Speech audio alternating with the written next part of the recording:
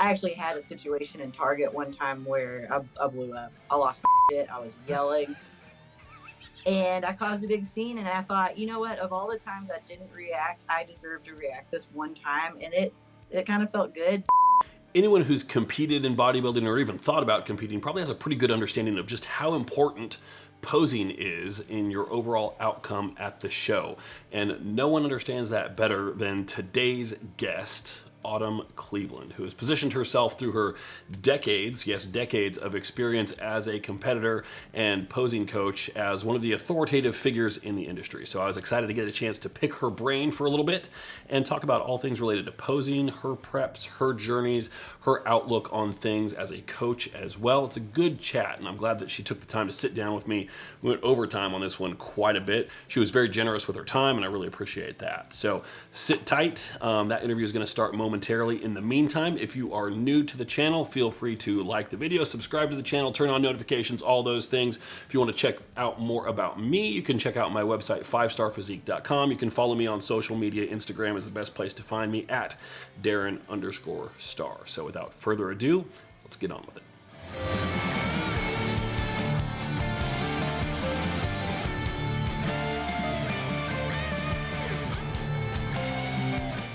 Autumn Cleveland, thanks for joining us here.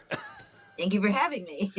We have off camera already had like what feels like a 30-minute conversation, so I feel like we're already best buds here. So let me just quickly recap for those playing at home who you are. So you are a figure competitor. Just stop me if I'm wrong here at anything. IFBB pro, 2-time Olympia competitor, what I would call like all around women's posing guru. Would that be a fair? Yeah, mostly. I do try to study all of the divisions, but I tend to work mostly with females. Okay, all right. And DJ. Yeah, I'm trying to level that up this year. I'm also an artist, but that's kind of a back burner thing right now. Is that any of your stuff in the background that we're looking at there? I'm trying to think. Oh, over here? Yeah. Yeah, that's actually one of my ink paintings I forgot about. All right. I mean, I see a couple of suits in shadow boxes there. So. Yeah, those are my Olympia suits over here, and that was my pro suit that I turned pro in. I can't fit it anymore. That's a sign that there's some progress that's been made. Right. Yeah. Or it got washed one too many times and it shrunk, or maybe a little bit of both. I don't know. Oh, it was definitely that outgrowing. So here's the most pressing question on everybody's mind. What is your DJ name? Right now, I'm just going with DJ Automatic because I can't think of anything else. That DJing is still somewhat new, but it's not. I've been a closet DJ for like 6 or 7 years now, but I've never actually had a lesson. A closet DJ. Yeah, like my dogs and boyfriend, I feel sorry for them, but they make me feel like I'm the best DJ in the world. But when I get out in public, I'm like, what am I even doing? Like, do I know what I'm doing? So actually bought a DJ course back around like Thanksgiving, and my goal this year is to set up homework for myself so I can actually start learning these things. So nice. It's still in its newbie phase. So this then would explain the Instagram handle. Yeah, well, actually that came way before DJing was even a thing. Is that just like a nickname? That's kind of why I'm using it now. Yeah, it's just I actually don't even know where that came from, to be honest with you. I think I started using Instagram somewhere around like 2013, and I was like, what's a clever thing with my name that isn't Autumn Bottom? So I just went with something else. I mean, that's kind of clever too. So in a middle school kind of way. So yeah, the only word that rhymes with my name. Is it really? Oh man, you're gonna get me going down a rabbit hole now. Yeah, I probably shouldn't. Trying to rhyme. I know. God. So you've been competing for a while. This is not something new to you. Do you have any pictures of yourself in a one-piece figure suit? Absolutely. I lived in that for, gosh, I can't even remember when that went away to really. But yeah, we used to have to wear 2 different suits, and it got expensive. Yeah, I mean, so whatever day that went away, it needs to be commemorated and celebrated as a holiday in the bodybuilding industry. Yeah, because that was a bad idea from the start. Oh, I hated that. It's like, what's the point of hiding your abs for half the show? that was as far as a what we're set out to do for like the job thing. I'm with you on that. Um, but I've always loved the 80s, and it felt like an 80s leotard, and I was like, this is how fitness was back then. They wore like the one pieces with the pantyhose. It does have some retro vibes, and I think Yeah. if there wasn't the cost associated with it, like it would be fun to bring that back as like Oh my, a yeah. like a I've separate got round just for kicks. Yeah, like if there or like how some divisions they have like the morning show and then at the night show they have like their performance. Like we don't have that in figure, but it would be fun to implement those things. There's one piece that I can still get on my body, but again it fits very differently now, but all the other ones I can't even fit into. You kind of have to be careful how you move in it. A little robotic, maybe. No Yeah, sudden twists and turns. right. Yeah. So how But long yeah, did you? Sorry, go ahead. What was that? I was just saying like that. I'm from that era of competing, so that says a lot just about how the whole division has changed in 21 years. Well, and that's the perspective that I'm looking for here too, because a lot of people, they aren't aware that that was ever a thing. Um, and it's almost like a code at this point. Like you bring that up and you're like, yeah, yeah. Like I remember when I had a TV and I had to walk up to it to change the channel. Like that's how old Right. I am. Oh no, Yeah. sorry, I'm getting a call here. Let me decline that. There. So how long did you compete as an amateur before earning pro status? It was 15 years. No, is that right? It was at least 15 years. I turned pro in 2018. What year is it? It's 2024 now. Yeah, so I think somewhere close to there. Wow. Okay. Yeah, 15 years, and then I turned pro in 2018, and then yeah, whoop, that puts us here. Okay. So here's a question. I have a bunch of questions from people here that I want to get to, but this is one of my Oh, own. cool. So that just off the cuff here, what would you say? And a multi-part question here. Um, do you see this to be the same kind of issue that I do? And what would you say about people who feel like they need their pro card in their first or second year of competing? I say good luck, and I wish the best for you because that's very rare. If you are not just genetically blessed enough, but blessed enough to have a good coach and you're in your prime and you can make fast progress like that, I am jealous and I applaud you. But that's very uncommon. And that's kind of like, I look at it as just, we all have different life experiences. And I personally don't know that I speak the same language as people who could make fast progress like that. I've always been the delayed gratification, the long, I always use the tortoise and the hare analogy. I'm definitely the hare. So I can talk to people who don't succeed on the first, second, third, fourth, fifth time, but people who do succeed on the first time, I can have some conversation with them, but there comes a point where we're just talking different stories here and I learn from them, but I can't relate. Yeah. Yeah. I can. Same here. Same. Yeah. Um, It's I think. it's it's amazing, but I would say especially that I don't think that gets opened up enough, especially with like social media, what people do see as what they think is like a normal rate of progress or success. Um, I'm sure even digging further back before social media was such a thing, it was almost like applauded if you stuck around for a while when you failed the first few Yeah. times. Yeah. Yeah. It like earns you some respect. Yeah, um, they're like they showed back up. because it does show like a level of grit that I think is Yeah. not as present as I would like it to be. Old man here yelling at clouds, but that's kind of my personality type. Yeah, and I would also liken myself to an old man yelling at the clouds. That's, it's something that I love when I do see that in another athlete. Like I love going to national shows. It takes me right back to where I was fighting, and I see that in people where they're almost breaking through, and you can tell they're about to have those epiphanies, and they're frustrated, and I'm like, some really awesome shit's about to happen. So I watch those people. And Um, I mean, you've been through this, so like I'm sure you've competed in many national shows. It's not like somebody like you who has the resilience to stick through it and compete as an amateur for 15 years. It's not like missing out on those victories feels good. I mean, it's frustrating. It fucking oh my sucks. God, But painful, very painful. yeah, I think there is this perception, like the people who stick through it, it just doesn't phase them as much, but it does. I think, like it still feels Yes. it still stings the same way. Yeah, and like luckily I have learned how to convert that into fuel in a healthier I shouldn't say I'm not gonna say healthy way, but a way that's conducive for me. Um, instead of falling into a downward spiral or a depression about it, I permit myself to feel what I feel as long as I use it in the gym and as long as I don't hurt myself physically. But I angry lift. Okay, I that's good. do That's good. experience and Yeah, knowledge. yeah. I mean, it's like whenever something hits me and it puts me in a bad mood, my wife is a good centering uh, personality because she will tell me something like, "You get 15 minutes to be pissed off about that, and then you got to move on."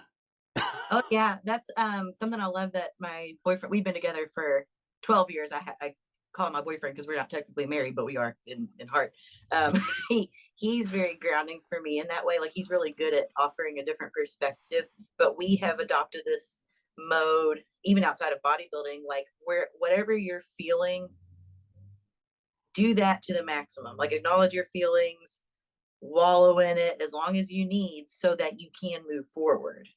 But I believe that when we suppress these feelings, that we can't really truly move forward because there's still some background things running, and that goes in both what I would call like failure and success. And so one of my issues that I've been trying to get better at through therapy is I might have a high success, but if I don't allow myself to celebrate that, it's almost surreal, like it never happened. So my first Olympia was such a blur that for the 6 months after that, I had this like imposter syndrome that I couldn't drop because I didn't ever stop to celebrate turning pro, and I never stopped to celebrate competing in the Olympia, something I tried for 20 years and I finally got there. It was always like, what's next? And then for the next 6 months, I suffered from, can I do it again? Was that even real?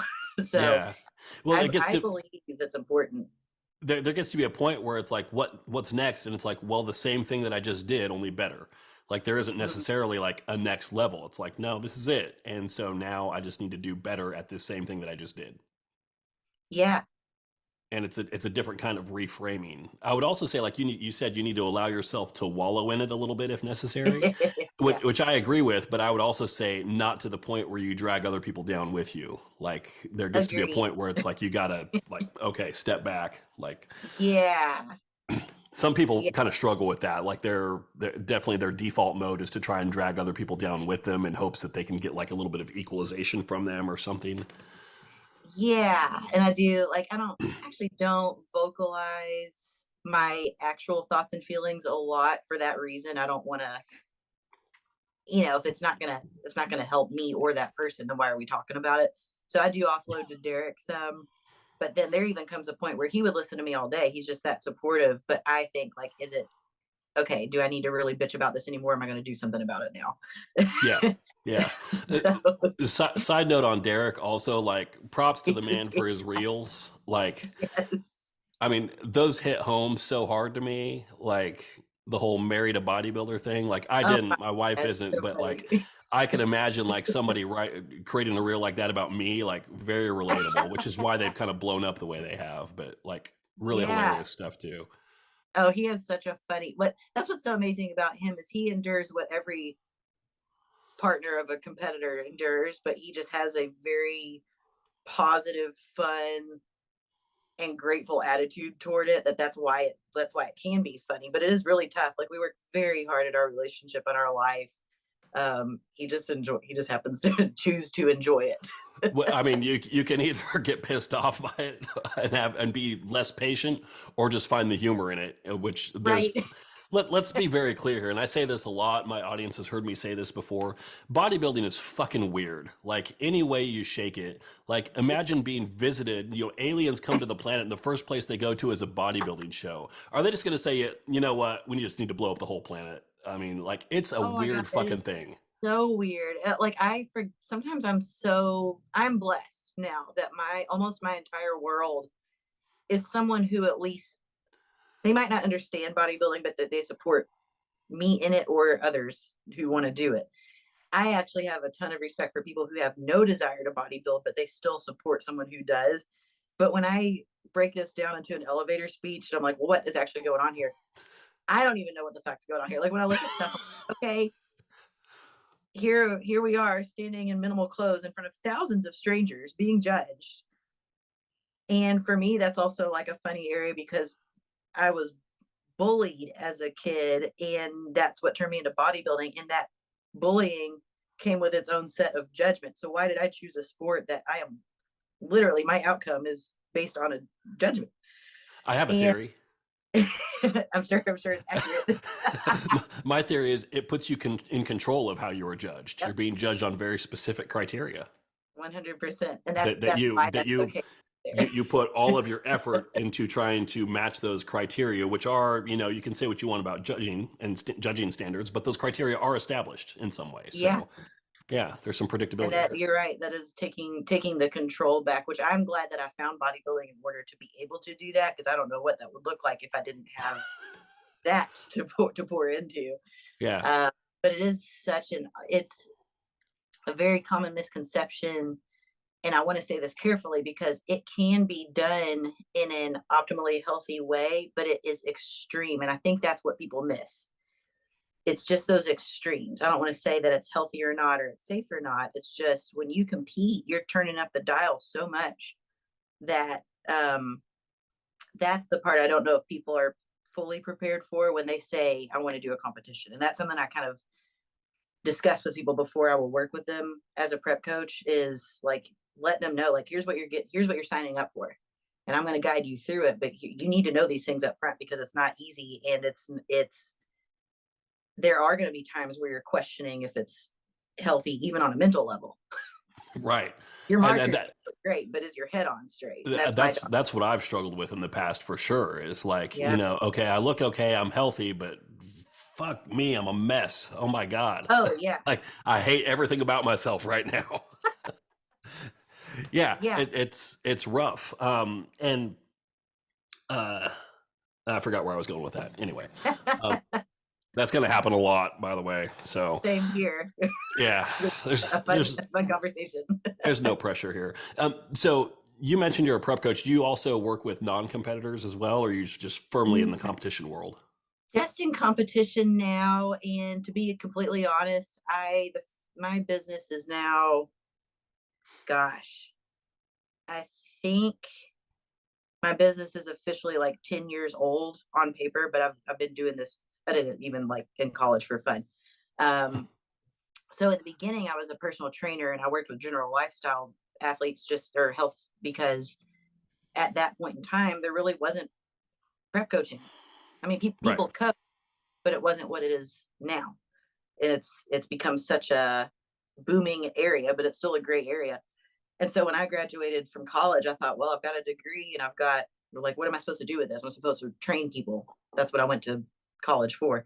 Um, but over time, part of me got burnt out with training in general because I wanted people to want it as much as I did. Yeah, and So you can't force that in somebody if it's not no. there. And so that's why I started to ask myself, I'm like, am I even the best person for this person? I started to realize that wasn't a positive or a negative thing. It's just I always felt like there was someone who could help them better because that was what met their needs without the pressure. If you're So that constantly wanting more out of them than they're able or willing to give you, it's kind of like, yeah, and I had some really awesome clients and they were amazing people and to this day I love them, but I didn't feel good taking their money because we just weren't making any progress. And it wasn't yeah, again, I don't want to say faults because everybody it's a struggle for anybody. Yeah. to adhere to anything, really, unless you just are desperate. But I think that's where I started to feel the most alive was when I met other competitors who were driven.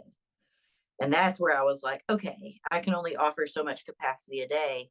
Who do I really want to work with? So it wasn't really what job do I have, what's my dream job. It was more of who do I enjoy working with and what do I enjoy contributing. And I could just, always wanted to be able to talk about mindset, but I can't do that when we can't even get through step one. Yeah, I found that I always want to work with people who have like some energy to reciprocate with. Not that they're doing Yeah, it for me, but you kind of feed off their energy and you get something back as opposed to somebody who just like sucks it out of you. yeah, and like I have had a handful of people who I can say that we're just not, our personalities didn't mesh, and that's okay. But also just there is just something different about, I'm going to say athletes, not necessarily competitors, any kind of an athlete.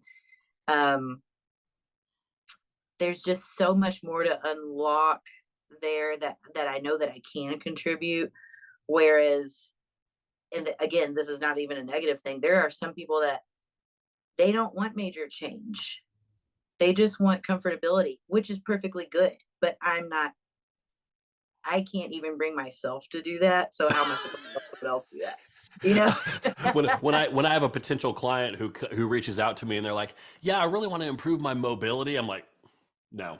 Like that's a great goal, but I am not your guy. I can promise you that. Like watch me Yeah, move around for a day and see if you want me to help you with that. Like fuck no, man. Like there's a million trainers out there that can help you with that. I am not one of them.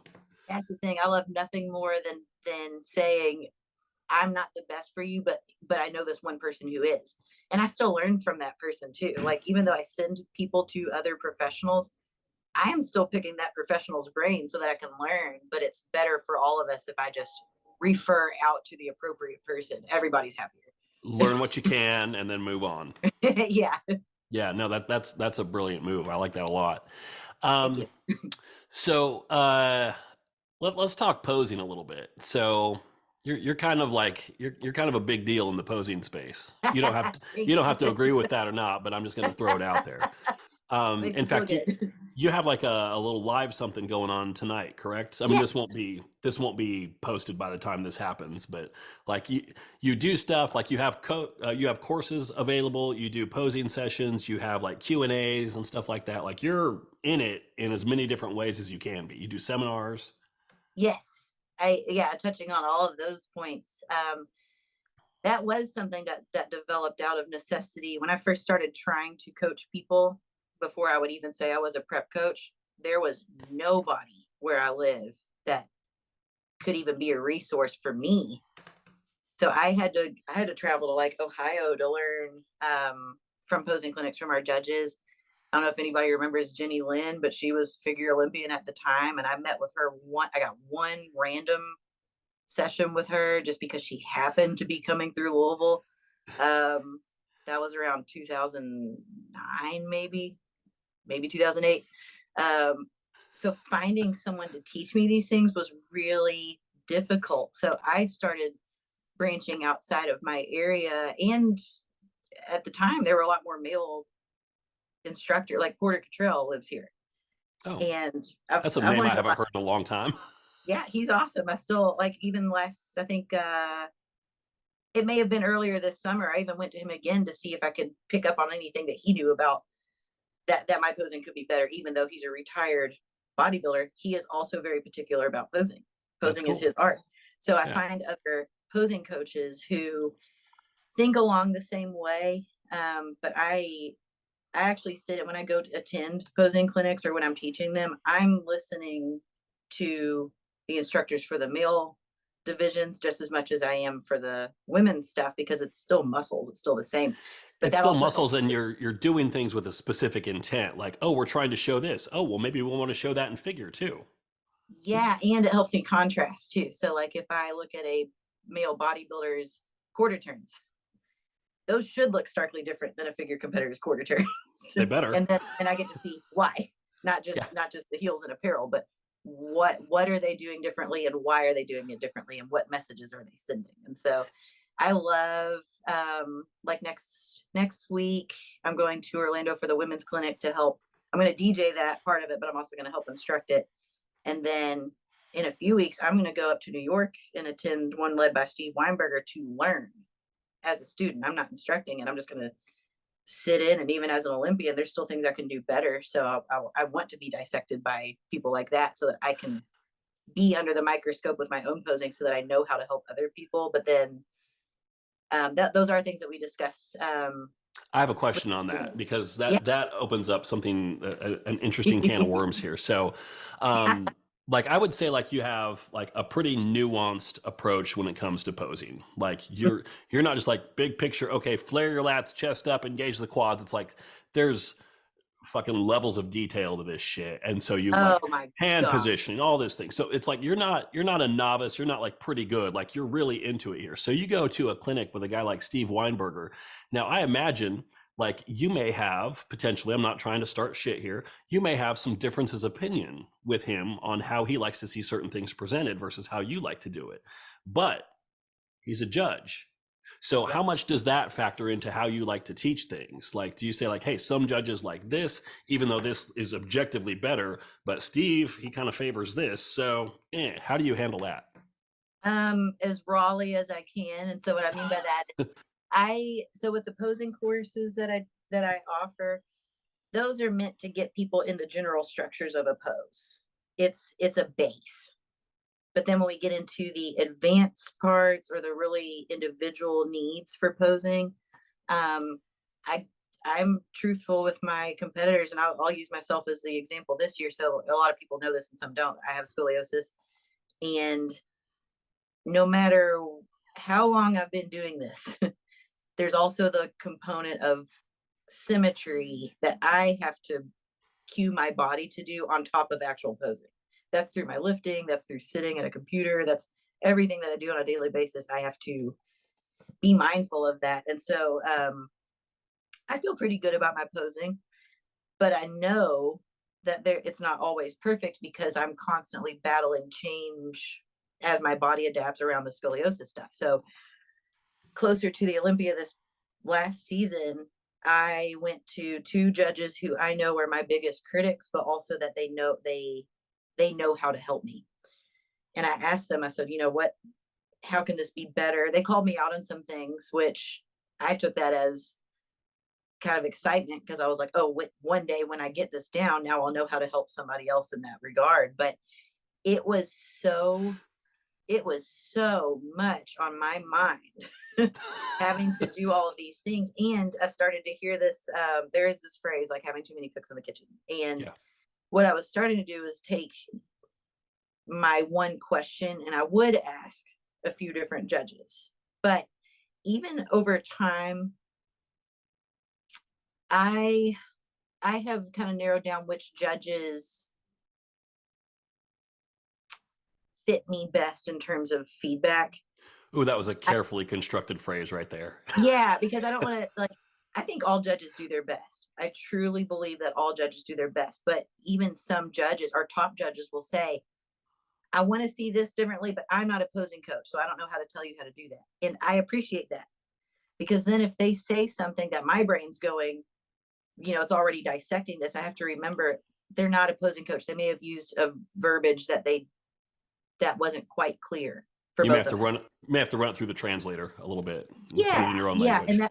Yeah. that's kind of my goal as a opposing resource. I want to help bridge the gap between judges and competitors, judges and their prep coaches, because I hear both sides. But of course, every single judge is going to have a different preference. That's the hard part of our sport. Yeah, especially But when you get a panel of 5 of them up there, like yeah, and this year I heard probably five different things about the same pose, yeah, and it was very frustrating. yeah. And when I got up there, I thought all I can do is my best. And if I do my best, I'm probably going to please at least 3 out of 5. But I know that on that day, on show day, I am not going to be every single judge's preference, or even if I was, I could still be better. They might, Sure. I could win a show, but my feedback might still come back. You didn't quite nail this pose, or we'd like to see this instead. I mean, I And think it is that's hard. the thing that we all want as competitors is to do well and still get like really clear feedback on what can be better. Like that's the That's best of both ideal. possible outcomes. Yeah, but it's still subjective. And even though there are parameters that are very clearly laid out from, I love the way that Becky breaks things down. Becky Clausen does an amazing job of basically translating what she sees and what words mean. I use her, I show her stuff to everybody because she just kind of goes that extra inch to show visibly, like, well, here's what we want to see, here's what we don't want to see, here's where, that helps my brain, and I know it helps other competitors. But Especially having a visual reference because you can describe this stuff all day long, but as soon as you can see, oh, no, yes, like that helps so yeah, much. And but I will say there is a benefit, I think, to getting to know your judges. And how many competitors actually do that? very How many few. competitors actually, I make it a point to get to know judges as people, not judges. Then I start to kind of pick their brain more on, like, well, why do you like to see this? What don't you like to see? Why not? And then I get to collect their answers. And if there's an overlap, that's kind of my answer. But if there's differences, then I can at least, at the end of the day, whatever the outcome is, I can at least say, well, that's their preference and they have a right to that. Obviously, they know what they're doing. We're talking about Olympia judges here. I firmly believe that every judge knows what they're doing. And I know that because they are trained. I've chest test judged 3 times in Kentucky. I know how the standard is expected and measured every year. Those judges' jobs are not easy, but they're still entitled to their preference, which is why they are selected. So it's not, I don't question that. And I can sleep with that because I also know how scoring works, and I know that the top and bottom scores are tossed out. So if a judge doesn't like my posing or my look, if their score gets tossed out, Doesn't impact you. doesn't impact Yeah, and so me. there's one example I had a client go through, and this was not in the NPC, this was an OCB show, and she got feedback from the judges, and I kind of took this feedback as like, good and bad. So the good is like, well, clearly the judges aren't talking to each other and collaborating on their feedback or anything like that. But one was like, you were too lean, and the other one was, you need to come in about 6 pounds leaner. And she was only at like 122, so 6 pounds is a pretty dramatic drop, and this is in the Yep. bikini division. So it's like, man, those are some widely different opinions there on what that division should be bringing to the show. That's actually part of what I teach my posing course members is who I do the Q&A sessions with. And my goal with those is to teach the competitors what questions specifically to ask the judges. So if I ask a broad question, I'm going to get a broad response. But if I make a very specific question or a this or that, and the judge answers that specifically, now I have my answers. So with that example, my next question would be, are we talking purely about body fat and conditioning, or are we discussing muscular density, muscular fullness? Could it have been the pose? So when I ask for my personal feedback, I say, was my conditioning on point, or should it have been different? I don't say, was I too lean or not? I say, what did I nail conditioning? And if the answer was no, then I can probably guess I should have been a little bit leaner. But if they say, no, your conditioning was perfect, then I say, well, was I lacking in muscular development or shape? So you can have differently sized muscles, but that all ties into your genetic shape and your symmetry. Then I say, was my posing displaying that? Because I can't tell you how many times someone goes, and I can assess this because I compete a lot. I mean, I've done shows that are 5 days apart. So there's really Good not much that Lord. can change in 5 days, right? But I've had some shows where my feedback was, you need more back density, you need a wider back. And then in 5 days, I changed my posing, and that was not the feedback. So I still think I need to build my back, but I also know sometimes the only reason I go to compete at a show is so that I can do something different on stage with my posing so that I can get a clear answer for the future. I like So, that. So, ladies and gentlemen, the take home point from what Autumn is saying here is that when you ask for feedback from the judges, do not email the judge and say, "Hey, do you have any feedback for me?" oh Like, my God, don't do get that. And then specific with also, your questions. yeah, like I'm actually, I'm probably gonna need to do this soon. I need to put out like a webinar on how to ask for feedback because first of all, it's not even it's a favor that the judges do for us if they can because they still have grown up jobs like everybody else and they still have Yeah, I mean, families. the last show that I did, I emailed 3 judges and I never heard back from any of them. No, and I think like I said, judging is an extremely hard job. It's mentally taxing. I can't imagine how the And judges feel. nobody likes you. Everybody's going to be pissed at you. Well, the people who don't understand you are going to point fingers first. But I think Yeah, of course. that's why I try to educate my competitors to let them know like how things actually are, and that way they. I would say I'm actually really proud of my competitors and how they conduct themselves with judges because of that. But they're not the enemy. They're not the bad guy. In fact, judges are out to help you. That's why they put these posing clinics on. Yeah. So that's my comfort is that I can look down at the whole judging panel and say this person wants me to succeed, but I have to do my job. And if I drop the ball, whose fault is that? Not theirs. It's mine. They showed But up, they did their job. yeah, and so like even with asking for judging feedback, efficiency is important too. I've got some judges that I know they I'm even shocked if they have time to read my email, let alone respond to it. So I try to condense my questions to make it easy for them to give me feedback. Some of them, if I know them personally and I catch them in passing, I just ask them, would you rather me email you or do you want to tell me right now?" And they're like, "Don't email me. I'm going to tell you right now." Because I just saw you and then I don't have to respond to an email. 100%. So every single judge is different and I respect their boundaries. I don't always get a response and I don't expect a response, but if I'm going to ask them these questions, I want to make it as easy as possible for them, but also as clear as possible for me so that it's not a repeat circular conversation or I'm left with confusion. Yeah. And I think that's worked pretty well because every single show, well, I would say at least 99% of the shows that I do show up better. And it's only because the judges give me feedback and I Yeah. do my best to complete that. But The other thing to keep in mind about feedback with judges, also, especially if it's emailed a few days after the show, like you're looking at a show that has 2, 3, 400 competitors in it. And so that judge is now going to be judging you based off of photos that they have or that you send them. Like they're not going to remember that stuff. Like they looked at hundreds of uh, people that day. They can't remember you. you would actually be shocked what they do remember. Well, I'm just thinking I couldn't remember that shit. Oh my God, Sandy, I don't know what kind of file cabinet exists in her brain. It's incredible. Like you don't have like I always send a picture, of course, like they need a reference.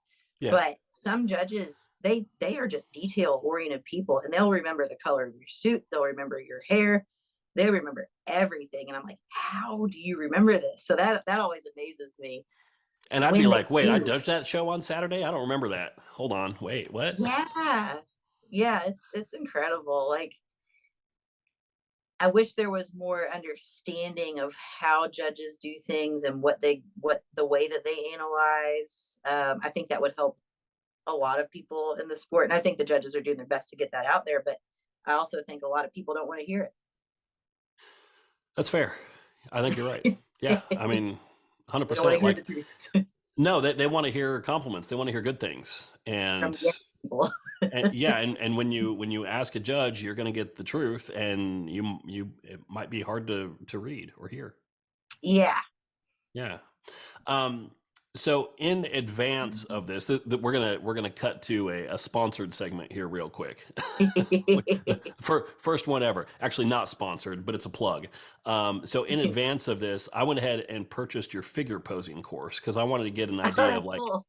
what's in this thing, and also, as you said, like always learning, right? And one of the things Yeah. that I really struggle with a lot of my clients, because I'm not a posing coach, is teaching somebody that has a low level of body awareness how to flare their lats.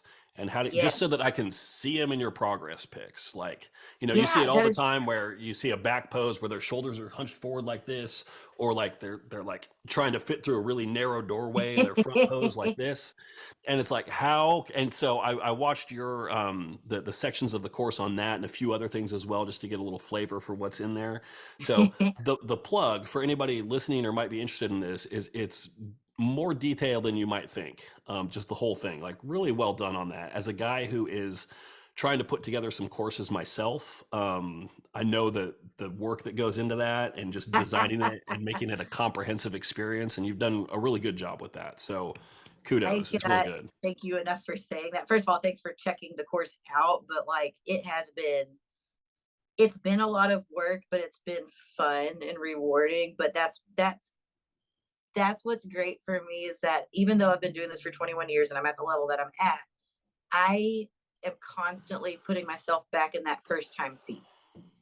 And just like you said, like awareness, it's like how I've never responded well when someone who is trying to teach me a pose just puts their body in a pose and says, do this. Do this, yeah. I'm like, what the fuck does that mean? Like that doesn't help me. Like I'm glad that you can pose. Now how are you gonna help me with that? So I have been through my rounds of posing instruction, and that's why I only use one other person who is not a judge for my posing, and I try not to do that too often because I don't want to accidentally like replicate that. I try not to get too many lessons from the same person because I don't want to copy. Yeah. But it's just like art. You're still inspired. You still start to speak the same languages. You have your Uh, influences. yeah, and so like I always try to give credit where it's due, but that alone has kind of put me back in the position where I say, well, what does a first time competitor need to know? And not just with the poses, but also the expectations for show. So like within the course, that's why I put that stage scenarios in there because I've Yeah. talked to people who they live in such a small area that they don't have access to actually be at a bodybuilding show. So then the question is, yeah, you've learned all these poses. Now what do you do with them? And YouTube is not a good resource to watch It's a a show. it's a resource, but yeah. Yeah, not the I best. I also really liked your side assist angles. So like seeing the back Thank you. pose from the side, like yeah, Yeah, because it looks so different than people would think without having seen that. I am so glad that you appreciate that you can see that. Like, wait, that's kind of what I want to make this course so digestible that it would be ridiculous not to take it. Yeah. No And matter what you level have you're at. different versions for bikini, figure, and wellness as well. So you're breaking down the Yeah. poses for each of those categories in their own separate courses. Yeah. And my goal this year is I've got a lot of demand for like a women's physique course or like bodybuilding, women's bodybuilding. Um, so there's still some refining that I want to do. Anytime I get on these live calls with my members, I ask them like, what would you like to see in the courses? If there's a demand for a certain topic, then I put it in the course. Or if I learn something different with posing, then I update it. Or if the rules You'll change. go back and revise a section and Yeah. So like when wellness first started, they were required to wear their number on the left hip bone, just like figure was, even though bikini could go either way. So the first year the course existed, I taught only that one front pose. But then when they decided, oh, we're going to let them wear the number on either hip bone, I had to update the course because that was a standard change in the division. But also, as I figure things out differently, so like the judges, when I put myself in the student seat, I I'm mentally checking off my posing course to make sure it's up to par with what the judges want to get across. So it's not verbatim. I never try to say something for a judge, but I will pull actual things that they say and then I'll try to translate that. And so like just this year there were some changes that some judges made that it has taken me a while to figure out how to get myself to do that. But now that I have, now I can add that to the course. So I also go to like just other movement type things like yoga classes or I'm not a good dancer, but I'd like to get into some dance classes to explore just basically so I can put myself in a position where I say, this is not my area. And how did this person teach me how to get there? So I do yeah. pull from other types of learning in body language or body movement, in verbiage. and then I take that to posing, because some people respond great on a we'll call it an advanced language level. Like when we talk about like internal and external rotation, some people know exactly what that means, but most people don't. Or they might know it in a movement at the gym, but when you're thinking from head to toe on how to pose your body, not only does that not sink in, but are you really going to remember all of those terminologies on stage in the moment? No, you're not. So let me make it stupid for you. Let me make it very simple. I love it when people make it stupid. Oh my God, me too. I can take something that is actually 20 things for you to think about and condense it into 3 so that you can actually do it. And That's what I because need. I Give me the go through idiot that process version. myself. Yeah, I can help you. Nice, nice. But that is kind of like my philosophy, is like almost more so like, how do we get your foundations positioned and then layer on the detailed stuff, as opposed to like being overwhelmed with details. Yeah. I like So it. Well, you've got other cool stuff in there as well. Like you've got like a stage makeup tutorials. You've got some mindset things. So it's like yeah, you've got the basics, but then it's like, hey, let's branch out a little bit. And yeah. with the course that I'm working on, it's largely a training related course. Oh, cool.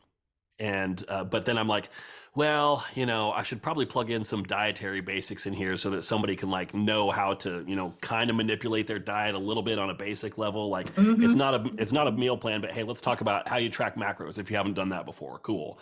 And it's like, Yeah. oh, we should probably talk about some mindset. Oh, you know what? There's a whole chapter of things that we need to talk about on like Oh my understanding God, body mechanics before you even get to it's a fucking rabbit hole. And now of like, it okay, well, is. this course is going to have 97 videos in it now. And But that, how cool is that? That you're like, oh, I see a need for this, and I'm excited to talk about it. And it's funny, as you're talking about that, when you started to break it down into all those components, the first thing I thought of was the Encyclopedia of Modern Bodybuilding.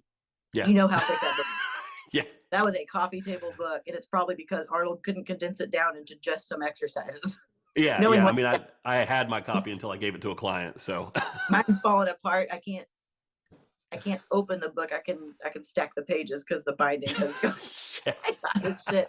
But that's with the course itself, because I'm a prep coach and this is not a prep coaching course, there are lines that I need to draw, and and that's the it's smart thing to do because you make your life you make the course creatable at that point when you just draw a delineating line and say, nope, we're not going to touch that.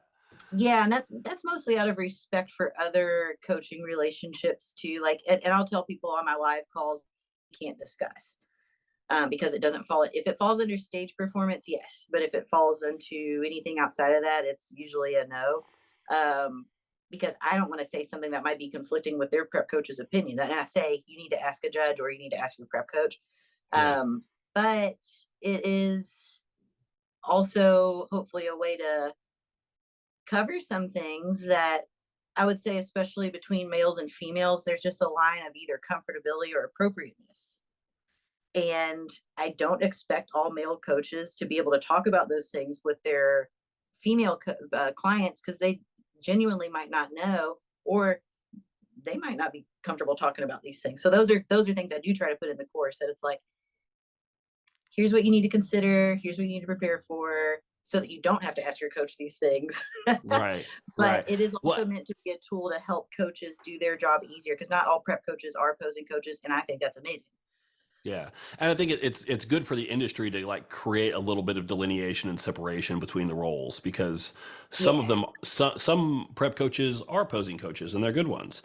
Some of them, like me, I've done a little bit of posing here and there, but I know it's not my strength, and it was really only because we had a schedule that clicked and it worked. Okay, great.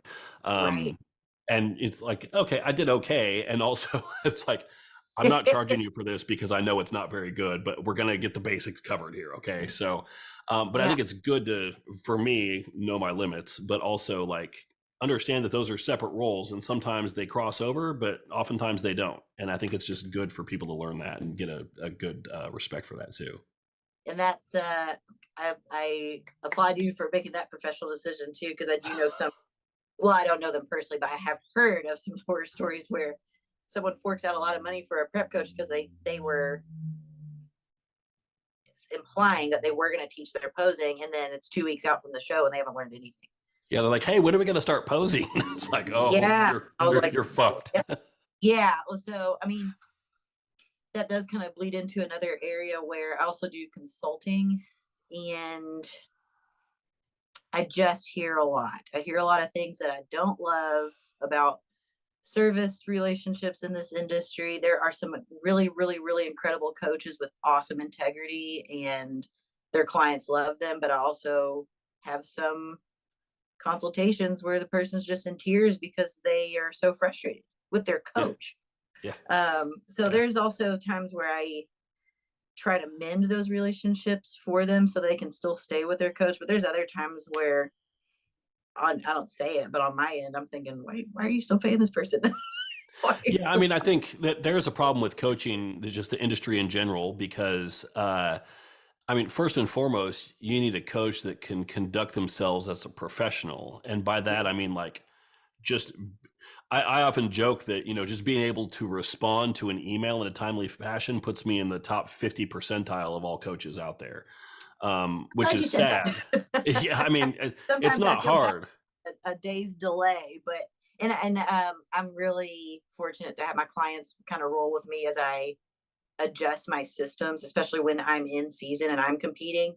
Yeah.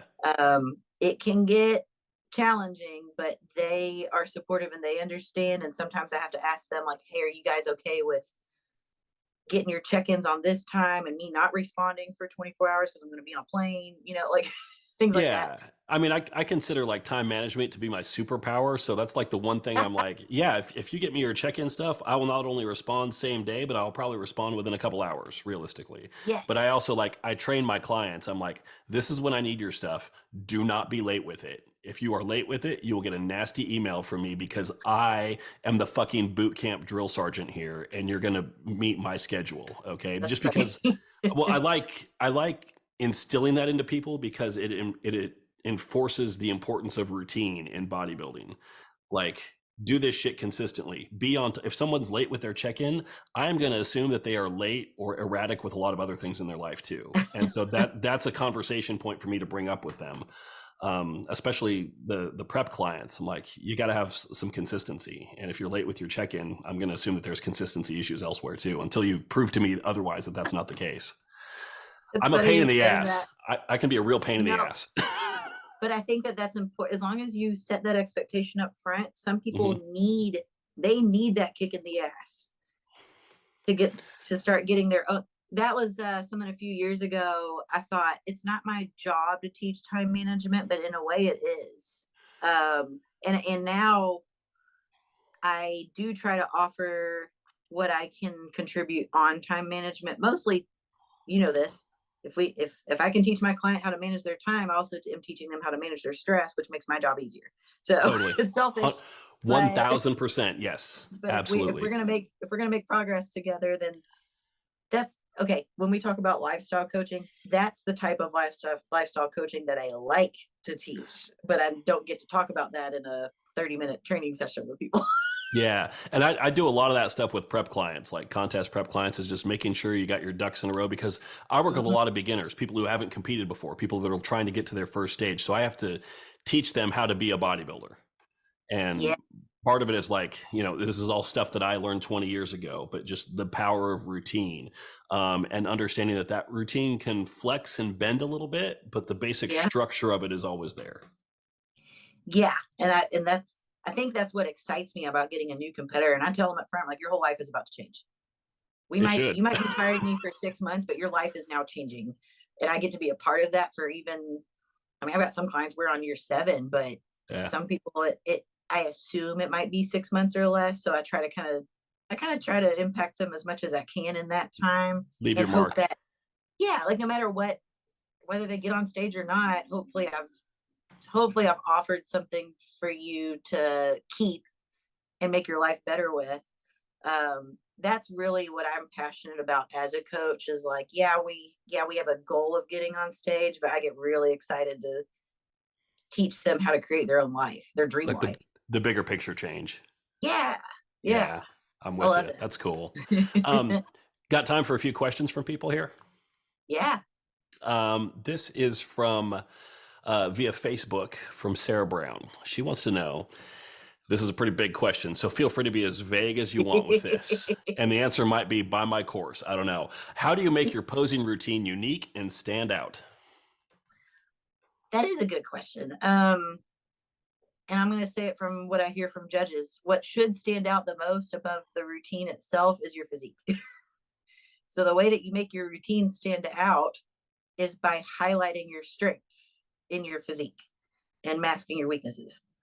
And part of that means knowing what those strengths and weaknesses are. I think a lot of people Yeah. fail at that. They don't have a good either self-assessment or a proper needs analysis from their coach to know what their strengths and weaknesses are. That's a really good point. It's like, and that's, I make sure to tell my clients what their strengths are so that they know, not just for the confidence, but so that they know, like, hey, like I firmly believe that anybody could win if they play their strengths up and they downplay their weaknesses. But Yeah. when you get to higher levels, the weaknesses are it's a very small hallway.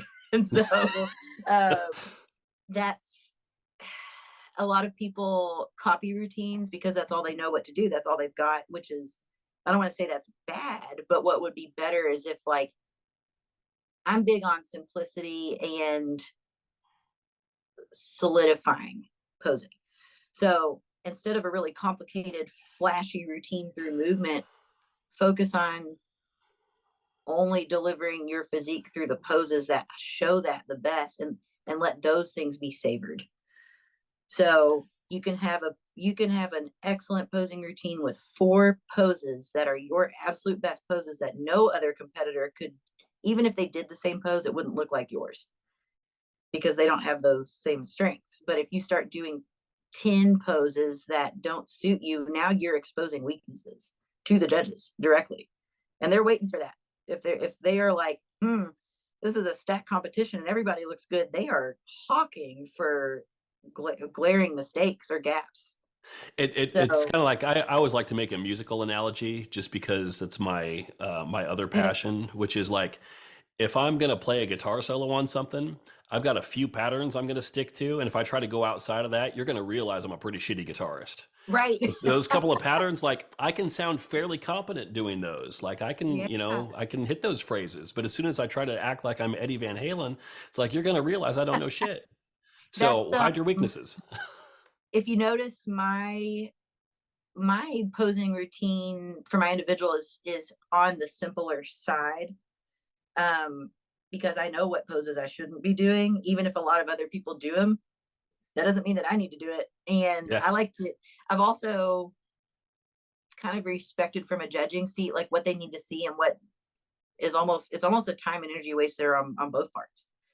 So when I first turned pro, I thought, oh, I've got to really level up my posing style. But really what I needed to do was get better at the poses themselves. I didn't really need to change the style too much because at some point you kind of start to lose it's almost like I was spending more of my physical energy in my individual routine, where that wasn't where my energy was really demanded. It was really demanded in the third or fourth round of quarter turns. Yeah. Where the When you're gasping for air. yeah, so like I teach my pros, like especially for their pro debuts, I'm like, do not overcomplicate this. Express yourself, yes, but Especially save that your first time out there, like it's a big stage, it's a bigger crowd. Operate with a little bit of a net. Don't overcomplicate it.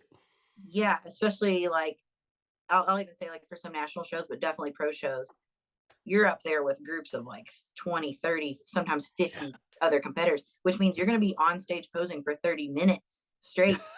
So save Be it. ready. Be ready. Yeah. Um, this next question, so inappropriate. Why is she so beautiful? This is from some schmuck, Team Sawyer 007, whoever the fuck that is. He just had to get in there. That was the first question I got when I posted that Instagram story, by the way. So he was all over But that. is he available? I don't know. I think he's taken. I don't Can I know. can I get his number? I'll ask him. I'll see if I can. I'll see if I can play matchmaker here. I don't know. It's so funny. I'm like, Um, Jim Borman has a softball for you here. Favorite meal? is this a cheat meal or like an everyday meal? He does not specify, so let's do one from each column. Okay. This one actually fits into both columns. No And way. yeah, Derek cooks the best steak I've ever had in my life. We have been, Oh, of all the years that I've gone out to eat somewhere, he still could, because he's like perfected it exactly to the temperature that I like. He gets like the crust on the outside, but it's really tender, juicy on the inside. So he's like almost studied my preference to where like that's always going to be my number one. Like this is a New York strip that Derek cooked. Like I would pay him money to serve it to me like I would at a restaurant. But well, he's going to start that, charging you for it now. You better shut up. yeah. But we like to go out and eat sushi. That's kind of our thing. If it's Oh, yeah. I don't even want to say like a cheat meal, but like a refeed will work like sushi in. Yeah. But oh my god, I'm gonna take this from Derek too because he just turned me on to it. So I used to do for breakfast like egg whites and oats, like a pancake, I did that and for that like was 10 pretty good. years. Yeah, but Yeah. he started doing pre-cooked rice. So he cooks the rice thoroughly first, but then when I go to make that meal, you fry the rice in the skillet for a few minutes, like with some Pam, and it gets crispy. Yeah. And then you add your egg to it, and it's like it's just eggs and rice, but the texture of the crispy, right? It's like crispy Interesting. on the outside and like soft on the inside. Um, So you and do we the just egg in the same pan after you've kind of fried the rice in it. yeah, so the rice is Okay. cooked, and then you spray the pan with Pam, and then add the rice, cook that for a few minutes until it's crispy, then add like your egg whites, and then it's just kind of like a mash mess. I don't know what I'm saying. It's Um, something like that. See, this yeah, is why these questions are valuable here because we get stuff like that people probably haven't tried before. So that's I that's never that's worth tried it. it. And all Derek Yeah. does is he puts like maybe some curry powder and I think maybe garlic salt. I think he uses olive oil sometimes, but I don't. But I've flavored it different ways and it is so good. Nice. Nice. Yeah. Um, so this is from Michelle. You, Autumn, recently posted an article about finding a good prep coach. Oh, did. But what makes a coachable client or a good client, and what should coaches look for in their potential clients that reach out to them? I love this question Yeah, it's a good so one. She is so also a much. trainer. She's a client of mine, but she's also a trainer. That's so cool. Yeah, that makes me want to actually like think about this deeper and maybe contribute another article. But I would say like when I honestly when I look for a client, I'm just looking for them to better themselves and to be open to that. Which when I say bettering, like okay, I'm gonna use myself as an example. Before I hired my coach Shane, now 6 years ago, there was some bullshit that I needed to drop off because I had amateur ways of thinking. And I talked to him in June, but I didn't hire him until September because that took me that long to get really honest with myself about where I sucked and like where I just was dancing around the hard parts of life. And so I had to do a full reset and just like you hit on earlier, like I'm as a coach and as a competitor, I'm very control oriented. And it was hard for me to be like, I'm going to give up my control and let Shane be in the pilot seat. So I had to drop some control things off, even though I was still being that providing that control for my clients. So they It's have to kind of be difficult to be a coach and a client at the same time sometimes. You've got to be able to flip that switch back and forth between like, I have all the answers, here's what we need to do, to like, hey, what do you think? I in find a that's a little way. a little difficult sometimes. I think that was difficult like a few years ago, but recently I don't feel like I can't even think of a resistance there only because it actually it just keeps me fresh in the way that like they need to trust me. I need to be a trustable coach in order for them to Hmm. trust me. As long as we don't break trust, that's a big thing. Honestly, if the person has respect, I can trust them and they're going to be open to better themselves, then we can go down that conversation of are we a good fit for each other like personality wise and my methods. Um but some people I think they would be a good client and our personalities don't mesh, or or if I've had a client and they've broken my trust, that's really Yeah. hard to repair. And Yeah. unfortunately, I'm dealing with some of that right now where I have to ask myself, like, I love these people. I love them as people, but they've broken my trust and they've dropped the respect for me. I'm going to have a hard time opening that door back up. In my experience, like that's happened, but it's also not super common. Like I can think of pretty much every instance in my 13 years of doing this full time where that's happened, and it's not a super common thing, but when it happens, you remember it. Yeah. And I just take that as, I always flip it back to me and think, what did I do to make this person feel like they couldn't talk to me or that they couldn't be truthful with me? Hmm. So there's kind of a personal side to it, but then from a business standpoint, I just try to make sure it doesn't happen again. I try not to repeat mistakes. And so I do have an agreement that they have to read through, and it's pretty kindergarten, but it's a buildup of 11, 12 years of coaching and situations I've run into. And so sometimes that goes in the agreement, and it's as dumb as, we both agree that you're an adult here and you understand that if you put anything in your body, that's your decision. Like it can be really dumb. Yeah. Yeah, But I I don't, have that conversation with clients oftentimes if they have like, we have the conversation about alcohol and like, should I avoid alcohol on prep? I'm like, well, yeah, duh. Like, well, what about off season? I'm like, look, you're an adult. You can put in your body yeah, what you like. Here's what it does. Here's why you probably shouldn't. But if you're gonna do it, just be an adult and own that decision, understanding that it's probably not optimal. that's the kind of coaching that I do. I try to educate, Yeah. encourage them. I try to make them feel confident in their decisions, but also I explain to them, like, I'm not your mom and I'm not a judge. I'm Yeah. here to help you on the same side, but it's a I'm partnership. And I'm not your mom. That's gonna be the next T-shirt that I make with my logo on it. I that love it. means, yeah. And so to me, it's a team effort. And like, I just explain, like, if these things happen that prevent me from doing our best, which means their best job and my best job, then we're going to lose time and progress. But that's, I've actually let some clients go because of things like that before, where if we spent a year together and I just can't seem to get them to want to commit and move forward, even if and I'm not talking about physical progress. I mean mind, like decision making. Yes, Um, yes, yes. I just asked them, I said, how important is this to you? Or are we on the same page anymore? Because that happens sometimes. You can. It's just like a marriage. You can drift apart. Yeah, and that doesn't mean that I dislike that person. And that also doesn't mean I wouldn't work with them again. It just means maybe right now isn't the best time. Yeah, yeah. Um, I got two more quick ones, and then we'll get you out of here. Mhm. You mentioned therapy before, so this is kind of in line with that, I think. So this is Grace asking, what are some things you do to manage stress, especially during prep?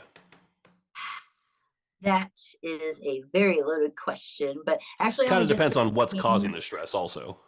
yeah, and like, I'm proud to say that I've put in a lot of work to make my life not stressful. That And doesn't mean it's not hard. that is a really powerful answer, though. Yeah, not hard, and it also doesn't mean not busy. Stress is a different thing from those. I always tell people. Yeah, but this seems like I get really, really crazy intense when it comes to efficiency and what I'll tolerate and what I won't. And it does change in prep. And Derek actually has helped me stay accountable with that, and he buffers so much that by the time something does get to me, he's already probably either deflected it or watered it down enough before it gets to me. But there's still other things that, like, that's not his responsibility or his role. So I will say Derek helps me manage my stress a lot just by being the type of partner that he is. Yeah. But my own personal stress, I have to ask myself, is this worth stressing over first? And sometimes it is. But then I think, I used to be someone that would stall and procrastinate about handling situations. And now I know that the sooner I handle it, the sooner it's not a stress. You So aggressively knock that shit off your list. I don't just knock it off. I try to eliminate it from the beginning. Don't get it on your list in the first place. Don't even get in my space. But if it does leak it in, unfortunately, a lot of that just comes from other people. Yeah, some of it you can't If control. I experience stress, it's usually from an outside source. I don't stress myself out. I trust me. I get my shit done. Yeah. But when other people don't get their shit done and it falls onto my plate, then that's a problem. Or just um taxing my energy. And so like this was accidental, but now I do it on purpose. Like 2 years ago, for whatever reason, I was just waking up at 3 in the morning. Mm. And I was getting pissed off because I was like, why am I laying here until I wouldn't start my day till 6 or 7? And I was like, I'm just laying here for 3 or 4 hours miserable because I'm not getting anything done. Well, then we joined a 24-hour gym. And that's when my whole prep life changed, because I was like, oh, I can go to the gym at 3 in the morning. So I did. I started going to the gym at 3 a.m. And No what crowds. no public Yeah. until, I mean, traffic. I don't sit in traffic. I don't do Yeah. rush hour. I don't deal with, like, I am there. I'm the first person there when the stores open. I'm sitting in the parking lot because I'm ready to knock out all my errands while everyone else is going to work. I Yeah. don't deal Or with while they're still asleep. yeah, and a lot of that has, I'm not as taxed by the end of my day because I get most of my things done in isolation before everyone else starts their day, which that way, if I do have overlap where I do have to interact publicly, it's in small doses and I can almost handle that better. And a lot of that, what I mean is like I struggle with being a machine and human at the same time. That's fair. So Yeah. even at a grocery store, there are interactions where I have to rehearse an acceptable response because that's not really what I'm thinking or Yeah. want to say. Yeah, but I know that for everyone, it's best if I just say these things or don't. Do you have And the so same condition that I do where you go to the grocery store and it becomes a personal challenge? How quickly can I get everything and get out of here? it's not even a challenge. It's just what I like. I know exactly what I'm getting from the grocery store. Derek Like and I I want can, to set the stopwatch and like yeah. I've told my wife before, time me. And I'm like, Oh, there's that yeah. old game show that they used to do where they would run through the aisles, supermarket sweep. I remember that thing, and I think that game show left such an imprint on me. Like that's how I grocery shop now. Yeah, but that's kind of my way with everything. I know what I'm doing in life. I know exactly Yeah. what the fuck needs to get done and I go after it. And sometimes I have to take a step back and think maybe someone else doesn't even know what they're doing today and I need to respect that because I have those days too. And so it's almost like that thing of like either get on the same frequency as me or stay out of the way. Yeah. Because once my sights are set, I'm going. And sometimes I physically run into people and I feel like an asshole. And I'm like, I am so sorry. I was just focused on my target. But in I would say like general, I think people are more aware now with I'll just say athletes, but like the conversations around bodybuilding because of how I look, um, that slows my day down a lot.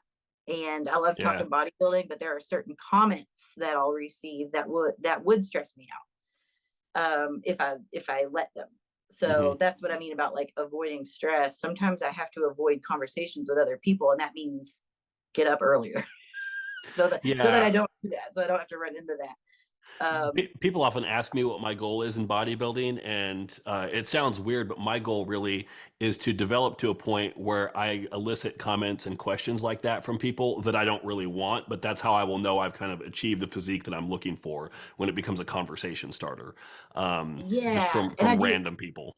I do have some really amazing conversations out of that. So that's what I mean. Like, I don't want people to not talk to me, but I have to prepare myself for worst case scenarios just in case they go there. More How often much do than you not, bench? exactly. Yeah. Or my problem is touching.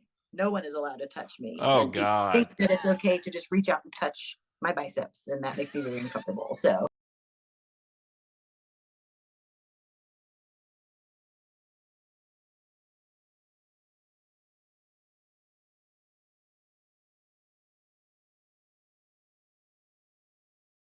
but it took so much out of me physically. Like I had a physiological response to that situation that for the rest of the day I was just worthless. Are you It still just allowed in that Target store? yeah, surprisingly. I guess because I didn't go over the edge. That's But hilarious. even with like stress management. If I could narrow it down to one thing, I just have gotten really comfortable saying no. I So if like you it. ever ask that That's question, learn how to and say no with confidence and with no explanation. You don't have to that explain yourself. that's exactly what I was going to say. Just say no, Hmm. period. That's it. Yeah. Yeah. If you feel the need to explain or you choose to explain, great. But I know I almost say no to everything up front in prep until I think about it, and then if I feel compelled to say yes, then I will. But it's rare that I say yes up front. So I try not to bite off more than I can chew. I try to really establish my boundaries and adhere to them, also expecting that there are going to be some leaks. But I think that's what I've gained the most over the years is that learning to say no and not feeling bad about it has dramatically reduced my overall stress. I love it. I love it. Um, you a baseball fan? I don't watch other sports. Okay, so in baseball, there's the legendary eephus pitch, which is never really used in a game, but it's the thing where it's like it's a ball that's lobbed with a really high arc. It's really slow, and if you throw one of those, it's going to be a home run, pretty much. So I'm about to throw you an eephus pitch of a question here. So it is going to be the easiest home run you've ever hit. This is the last question that I have. Typical figure weekly training split. And I guess I would throw a question mark at the end of that. What do you think? Honestly, that's kind of a hard one for me because I don't know that I know what a typical figure split is. I think that's the answer is that Okay. you want typical, who cares? Like, what do you need as a competitor? That's yes, that's more along the lines of where I'm at, especially from a coach's perspective. Some people come to me with a figure body, no problems. It's just getting them conditioned. Yeah. Other people, we've got some areas we need to develop or downplay. Um, so You've me got somebody that personally, wants to go from bikini to figure. Like, there's oftentimes a lot of work that has to be done there over a longer period of time. yeah. But I mean, I've played around with a lot of different splits and I've used them in different phases. So sometimes I just do a 3 day split with push pull lower. Sometimes I've done 4 days where it's upper A, upper B, lower B. Sometimes I've had times where I've tried hitting back 3 times a week and legs twice a week and shoulders once or twice and hams once. Like I've kind of tried it all and they all work as long as my recovery and my food is matched to fuel that. So I don't know that that's why I'm not sure what typical is, but I will say for the highlight points for figure, you'd better have some solid delt, lat, and quad training in there. Yeah. Yeah. In some If someone degree. was going to hold me at gunpoint and say, hey, you have to write a figure training split for this person and you can't see them, I would do a shoulder day, a back day, 2 leg days, and then maybe just for fun, like chest and arms all together on a 5th day. Oh yeah, I forget some people need that. I actually don't train. I'm making myself train arms now because I have a year of I don't know what, but I haven't trained arms in years. I'm not a big believer in ignoring muscle groups, even if they don't need a lot of attention or a lot of volume. Arms kind Yes. of being the exception there, but a lot of women lay off chest completely. And I'm like, it's good to develop some strength there just for some postural support, Yeah. just because you don't want to be Function and entirely posterior dominant. I agree with that. Even though I know that, I can't say that I've done that exactly, even though that's what I would say the answer is. I agree with you. Well, when you're competing at the highest level, though, it's really easy to be laser focused on what you need versus like, hey, maybe I should do a little bit of this too. It's like Yeah. you're training almost exclusively for a response to judges' feedback. Yeah. And that is kind of the hard part about being in competition mode all the time. But now that I've got some time, I'm actually taking a step back and I'm going back to the absolute basics from when I first started lifting when I was 15 years old. What was essential, and then the stupid stuff like, well, your back workouts are obviously going to be better if your biceps are strong enough to assist. So now I'm like getting back into some arm training purely for the assist for the bigger muscle groups, but it's been a long time. Let's be clear. You're just trying to blow the biceps up a little bit to create another target incident. Say that one more. Yeah. Just to attract more. I was like, well, he's asking a serious question. Yeah, No, just to I draw do more that attention to my sometimes. art. No, That's funny. you're just trying to start some more fights. You're like, bring it on, mofos. I got you. Come on. Yeah, I just walked through Target with big arms and then sick Derek on them. Derek, I don't know if you know this, he's a professional MMA fighter, so he really could fuck somebody up. But That's luckily, hilarious. he's never. He's so intelligent, and he's more of he's a weapon physically, but also like with his words that he never needs to get physical. Nice, nice. Yeah, That's a he, it's a good it's a good balance to have both of those, so you don't have to yeah, always fall back on one. yeah. Yeah, like I'm pretty good with my words, but I have no physical fighting skills to fall back on if it ever became necessary. So I don't know that I'm I have either, really, in the yeah, moment. I'd be like just I want to try and look intimidating enough so that people don't want to start shit with me, but if they do, I'm screwed completely. I'm absolutely screwed. I'm like, I'm running. Bye.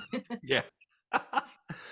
Well, Autumn, that was awesome. Do you have what's your website, Instagram handle? How can people find you and get a hold of you?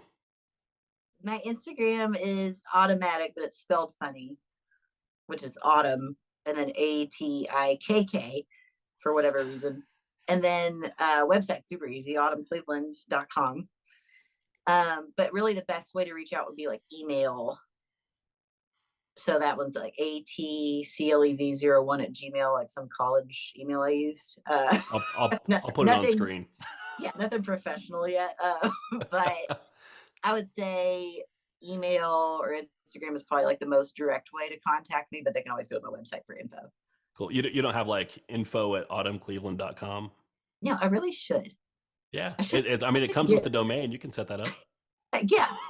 Oh my gosh, there's so many little things that I need to go comb through with my business, but just like competing, it's like I've been so busy with my business that even though like a decade later, I'm still like, oh, I should do these things. Well, I tell you before we started recording, I told you like I used to have a tech background, and one of the courses that I'm considering putting together is like how to, if you're a personal trainer, how to move that into an online coaching business and the kind of things that you have to do in order to translate your skill set and make it apply to communicating in a different way with people. And part of that is like setting up your website, setting up your email, blah blah blah. So Yeah, I'm telling you, I got your back. I think you should definitely do that, especially with all of the options and apps and technologies now that are Yeah. usable, like AI. Like there's so much. Yeah. So here's what you do. Go to ChatGPT and say, write me a figure training split. And then you just copy and paste that and send it to people and then say, great, give me money. That's it. Easy. Give me all of your savings. I guess. Awesome. So Autumn, stick around here for a second. We'll have a really quick debriefing. I will say Okay. farewell to the audience. However, thank you everyone for listening. And thank you, Autumn, for your time with us too. Thank you. It was a lot of fun. All right.